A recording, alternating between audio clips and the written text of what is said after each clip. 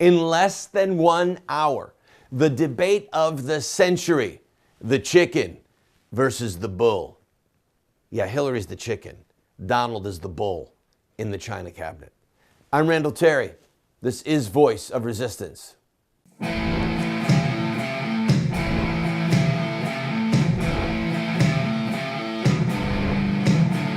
Those who forsake the law praise the wicked.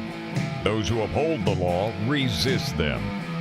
Welcome to the Voice of Resistance. Here's your host, Randall Terry. Right about now is when people start paying attention, unless you are A, someone like me or somebody in the media, or B, somebody who watches this show on a regular basis. The truth of the matter is, if you look back at our website, I was predicting before almost anybody that Donald Trump was going to win the Republican nomination. And I said so repeatedly, I said so gleefully. I actually put down in print a path where how he was going to win the Republican nomination, and I was correct. And most of my assertions came true. And I'm also saying now that he is going to be the next president of the United States. He's going to win. Doesn't matter how many dead people they can get to vote in Chicago. So here's the funny part. For me at least, it's funny. When the Republican contest was over, and then the Democrats and the Republicans had their conventions, I had it. I'd had it.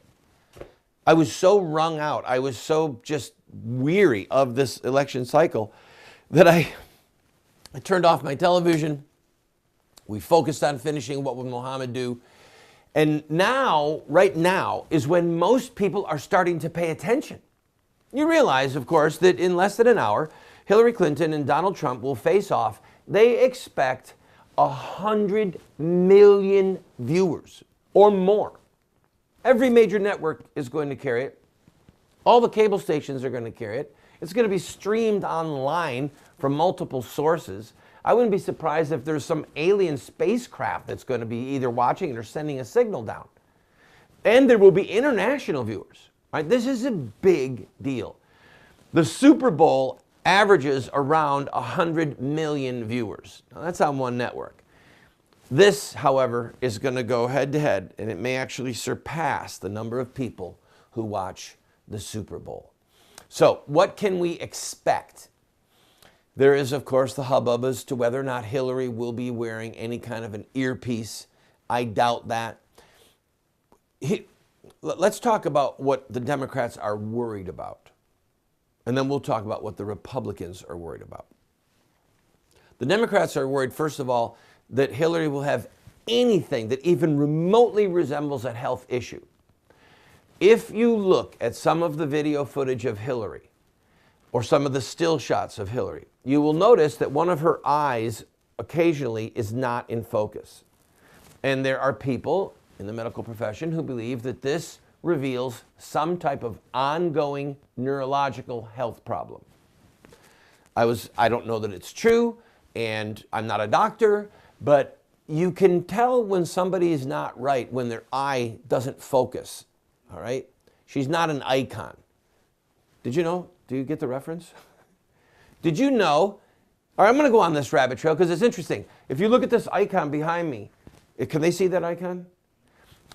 If you look at Greek and Russian Orthodox icons, one of the eyes of the Lord will be looking at you, and the other one looks past you. Because it's looking, one of them is weighing your soul, and the other one is saying to you, look towards the day of judgment. Look towards the day of judgment.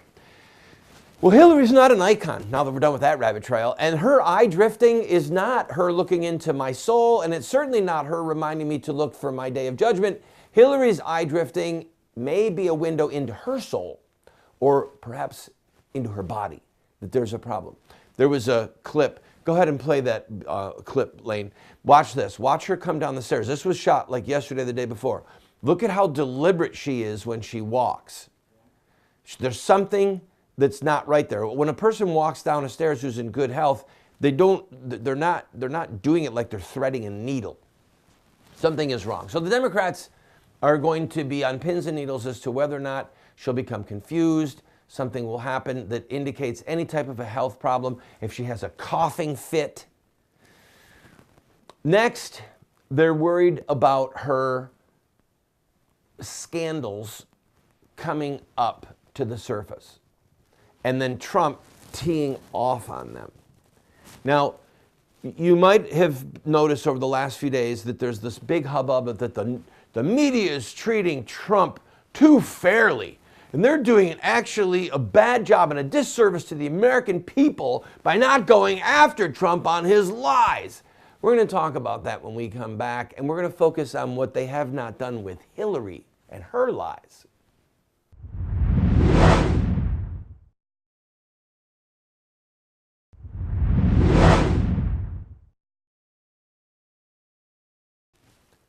Benghazi. Classified emails. Hundreds of millions of dollars coming into the Clinton Foundation, much of it while she was Secretary of State. Was it a pay to play?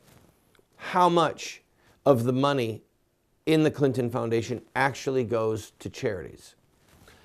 These are just a handful of the questions that no one in the national press that I know of has pressed Hillary on, with the exception of Lowry, the man who got in such a hubbub over pressing her a little bit on her emails. Now, the reason I bring this up is because the New York Times, the Washington Post, major networks, George Stephanopoulos at ABC, he is not a good man. He's not an ethical man. These are people who are going after the media. They're actually feeding frenzy on the media, trying to whip up a sense in the media that they have a moral obligation to go after Trump, to no longer just report the news, but to try and defeat Trump. Now, this is comical. What do you think that they've been doing? Maybe now they're going to take away some of the subtlety. Maybe now they're going to take away some of the nuance. But they have been out to get Trump from the beginning, to mock him, to marginalize him, and they have been wrong over and over and over again, saying that Trump will never be the nominee, and oh look, he is the nominee. Saying that Hillary is going to blow Trump out in the general election, and oh look, now it's a dead even race, and Trump is actually winning in the Rasmussen poll and in the Los Angeles Times poll. And last night I watched CNN, and one of the commentators said, if the election were held today, if Donald Trump carried Colorado, which is in a dead heat right now, he'd be the next president. All right? So I'm going to come back to Hillary in a minute, but I want to use this moment for your sake. We do this television show not just to bring you news. You can get the news anywhere. The issue is to mobilize you, to embolden you, to encourage you to speak the truth, even when the truth is unpopular, to be a herald for justice and righteousness. All right? What have I told you about the national polls? If you're a regular viewer, what have I told you? They are meaningless. And up until very recently, the media have been touting the national polls as a means of voter suppression and a way to have people be demoralized and not give Trump money. All right? Well, guess what? It didn't work. The polls that matter are Ohio, Florida, North Carolina, right? Pennsylvania is now in play. I read this morning that it's a dead heat in Pennsylvania, Colorado. These are the states that matter. And in the month of August, Trump broke all records and raised $100 million. And I believe most of it was from $200 and below donors. That dwarfs what Romney did. Mitt Romney did, in the same window of time, did $67 million. Trump did $100 million. So the idea that Hillary is going to have all this money and Donald Trump isn't, that's now gone. See, the narrative is all messed up with these media people. So they're starting to get into a maniacal, frantic panic. But hear me on this, okay? They their ethical compass is shattered. And I'm going to be a little bit harsh here, because sometimes the truth requires that we be harsh, or that we at least speak clearly. If someone in the media does not do an in-depth study on two things regarding Hillary. One is her support of the brutal murder of innocent babies by abortion. And number two, the support that she has shown for Islam, a religion, a political blueprint, a military blueprint that is responsible for the death of millions and millions of people from the dawn of Islam to the present day, okay? The oppression of women, the oppression of men, the oppression of children. If a media person does not look at those two things, then we know that they are ethically unfit to even discuss the news. I'm going to explain more when I come back. No, I'm going to finish this point now. I'm going to finish it now. Hold on to that break for me. All right. Oh, listen, I'm a journalist. Let's pretend I'm a journalist. And I go into a concentration camp in 1942 where people are literally being killed and burned, okay? And I go in and say, Sergeant Schmidt, what do you believe about the Nazis' policies regarding the Jews? And then he gives his little thing. And then I say, Mr. Seinfeld, what do you think about the Nazis' policies? And then he makes this, and then I say, well, there you have it, Bob. You can see there's a big disagreement here. We're going to leave it to the viewer to decide. Back to you. Do you see how offensive that would be? If a journalist doesn't say, there's a Holocaust going on here. There's a Holocaust going on. We're going to show you the ovens where people are killed. We're going to show you the gas that's pouring in. We're going to show you the crematoriums where they're burning the bodies. That's the story. And the fact that most journalists at the level of covering Hillary believe in murdering babies by abortion, and they have no clue of the threat of Islam, true historic Islam, and then add to that that they will mock those who hold to a Christ-centered worldview, believe in the Blessed Trinity, who believe that abortion is murder, that marriage should be between a man and a woman. When you put all that together, you see that the media is a huge part of the problem. And Hillary is the villain in the narrative. Hillary is the enemy of righteousness, the enemy of the laws of God in this narrative. And they can be smug, and they can say, well, Bob, you know, those red states and the people in the deep South where they cling to their Bibles and their guns and believe that abortion is a sin and all this. Well, we know that they're in Trump's camp, but really the issue is whether or not Trump had good steaks.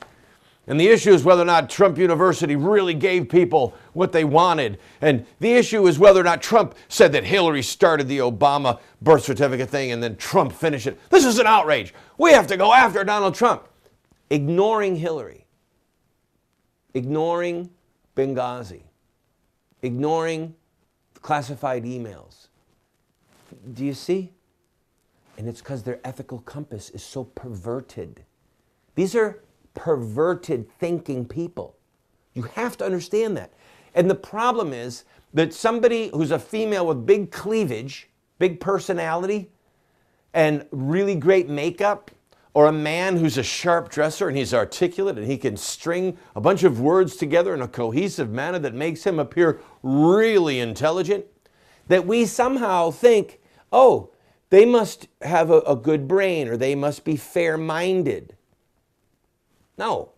Doesn't matter how good they look, doesn't matter how articulate they are, doesn't matter how nice their wardrobe is, it doesn't matter how great their makeup is. If they're wrong on these issues, they are ethically unqualified to cover this election cycle. But worse than that, they're going to be perverted in what they want to see as the outcome.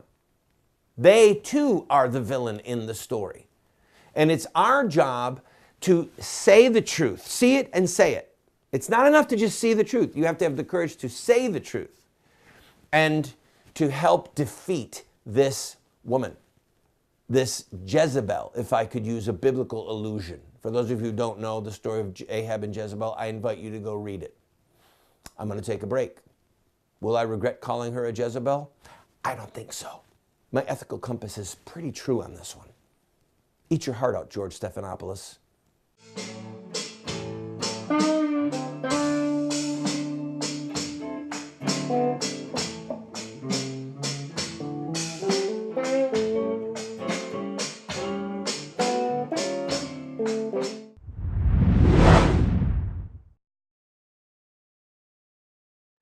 Friend, this program is supported by friends like you who believe in what we are doing. We run a very tight ship. Thankfully, we are on over 130 stations across the country, having tremendous impact. We get emails every day. We get letters in the mail, not every day, but almost every day. We hear from people who love what we're doing. What people don't understand is that it's sort of expensive to produce a television show like this. It doesn't require earth-shattering funds, but it does require financial help. So I am asking you, if you enjoy this program, throw us a $10 or a $20 bill every once in a while, or even a $50 or a $100 check. You see the address there on the screen. Your gifts are not tax deductible, by the way, because we want to be able to say what we want to say regarding politics without the IRS telling us no. So if you like the program, I ask for your support.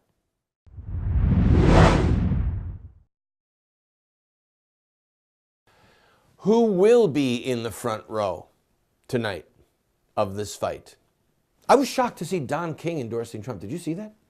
Oh my goodness, it was so entertaining. Don King, for those of you who don't remember, is probably the most famous fight promoter in America. He's endorsing Trump. They've been friends for, I don't know, 20-something years, 30 years. Anyway, let me focus for a minute on what the Democrats are afraid of and then what the Republicans are afraid of. The Democrats are afraid of Donald Trump. That's it. I mean, the issue of Hillary and a health episode aside, she is just not up to throwing punches back and forth with him. And it's going to be a sliding scale. So the Republicans, what they're afraid of is Trump saying something that's too mean, too nasty, maybe an accusation that people who go to Breitbart News or they would support, or Alex Jones, but the mainstream press hasn't really blessed it and said that it's true, and so therefore it's not true, and this is an exaggeration, and this is a lie, this is an outrage. How dare he say that she compromised national security with her email, blah, blah, blah. So the Republicans are nervous about what Trump might say, what facial expression he might use that doesn't look presidential, whatever that means. And here's the problem for both parties, all right? The problem is it's not a fixed line. Donald Trump is great on his feet. Hillary can barely stand on her feet. So if Hillary ratchets up the line, Trump is ready. He'll go up and he'll trump her. He'll trump her. He'll raise her. And if she goes like this, if she mentions anything about something that it would involve women, he's going to go right down to Jennifer Flowers' trail. And this has everyone nervous because if Trump stays on par with her, if she starts to go into a mud pit and Trump stays on par with her, he's going to win. But if he takes her and slams her, body slams her, rhetorically speaking, in the mud, and then stands over and goes, woo, woo, woo, then he's actually going to lose. It'll backfire on him. Because then it'll appear like he's a bully and he's picking on her, and then they'll go down the path of he's not presidential, blah, blah, blah. So what you want to watch for tonight is reserve. And how can Trump insult her moderately?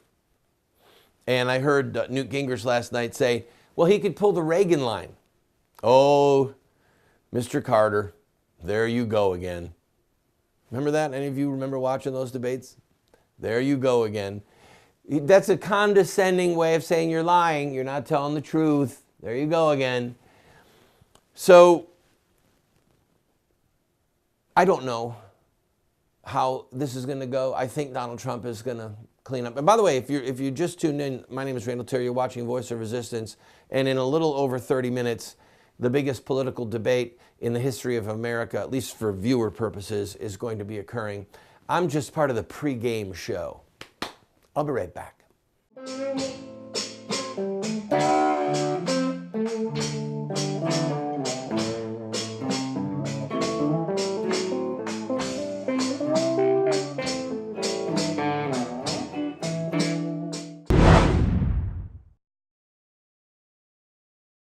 want to invite you to go to our website.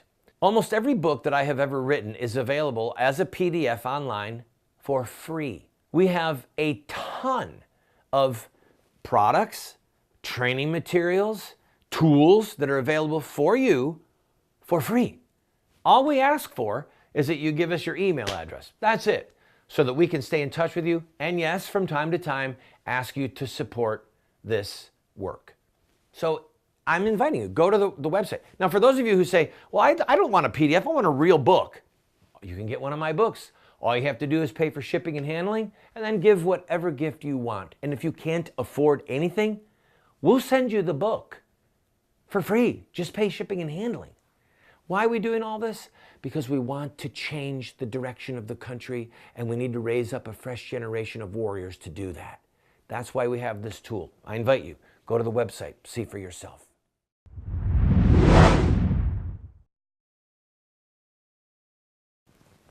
This isn't a reality TV show. This isn't about saying you're fired. Well, actually, as much as I hate to say this, in part it is. You understand that there are going to be tens of millions of people watching tonight who are fixed, all right? I'm voting for Trump. I'm voting for Clinton. There's nothing that you could say, nothing I could see tonight that's going to change my vote, all right? But you better believe there are millions of people who are soft supporters of both candidates because they're both unpopular. They're soft supporters of both candidates, or there are still some who haven't made up their mind. And then there's all these people who are looking at the third-party candidates. Some polls show 10% or more of the electorate are poised to vote for one of the other two third-party candidates. And if those people see something they like tonight, they're going to come back into the Trump or the Clinton camp. So there's a lot at stake.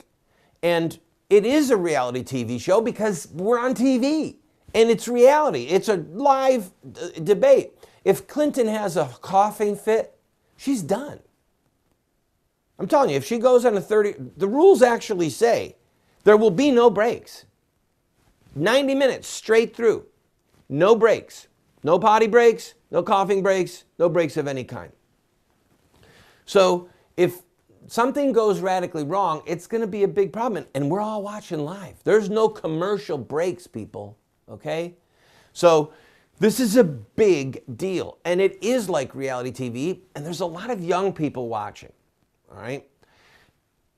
The Clinton camp was really alarmed a while ago when Bernie and Hillary were going at it that most young women were not supporting Hillary, they were supporting Bernie. Okay? So she has a problem with women voters. And if young women, middle-aged women see Donald Trump tonight and they see, man, he looks good. I could see him as my president. And they see Hillary looking tired or having a drifting eye or looking like she's not being honest because she's got such an honesty problem in the polls, then again, this is going to help Trump. If Trump says something that is considered by your gut to be too harsh or too unkind or too bombastic, that's going to hurt him as well. Because, I mean, look at Obama. I'm about out of time. Look at Obama.